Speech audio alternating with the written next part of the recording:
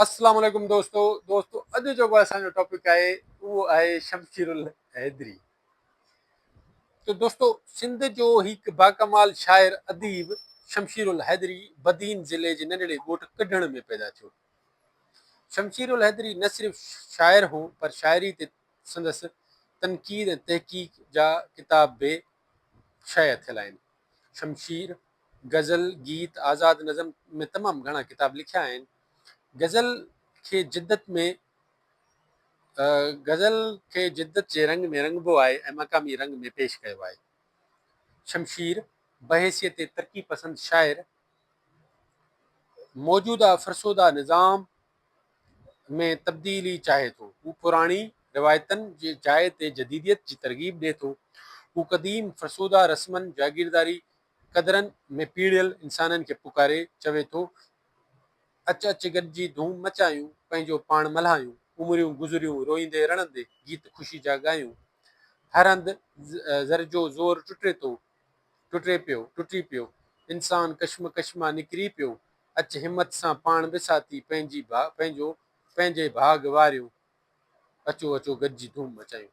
दोस्तों इन मां तव्हांखे महसूसु थियो हूंदो त जेको आहे पंहिंजो जेको आहे शमशीरुल हैदरी जेको आहे कीअं जेको आहे पंहिंजो हिकिड़ो माण्हुनि में हिकिड़ो शूरी वहिकिरो पैदा कयो।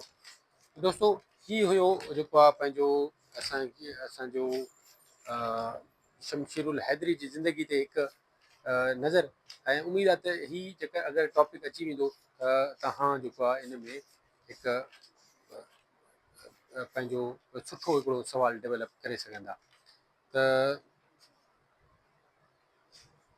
सो दोस्तों बसि इहो ई हो इन जे शमशीरुल हैदरी जे हुन सां ॿियो हिकु शेर हिते असांखे मिले थो त मज़दूर जी महिनत नज़र अंदाज़ न आहे, जमहूर जो आहंग जी आवाज़ न आहे। त दोस्तों इन में बि ॾिसो त हिकु जेको आहे मज़दूर जी महिनत खे जेको आहे पंहिंजो हिन शमशीरुल हैदरी हिन ते कलम खयो आहे। त दोस्तों जेके 20वीं सदी जा जेके बि शाइर मिलनि था असांखे, उहो छाकाणि त रशिया जे कम्यूनिज़म जो जेको आहे जॾहिं सर्द जेका जंग हुई या जेका कोल्ड वार पई हले जेका 20वीं सदी में, उन में रशिया ऐं जेको आहे सोवियत यूनियन जेका उन वक़्त जी हुई, उन वक़्तु ऐं अमेरिका जे विच में जेका जंग हली, उन में शाइरनि ते सोवियत यूनियन जे जेको उनजो इल्मु अदब हो, उनजो ॾाढो असरु हो। सो उन हवाले सां तव्हांखे इन्हनि में जेको आहे न उहो असरु तव्हांखे नज़र ईंदो उन वक़्त जे 20वीं सदी जे शाइरनि में।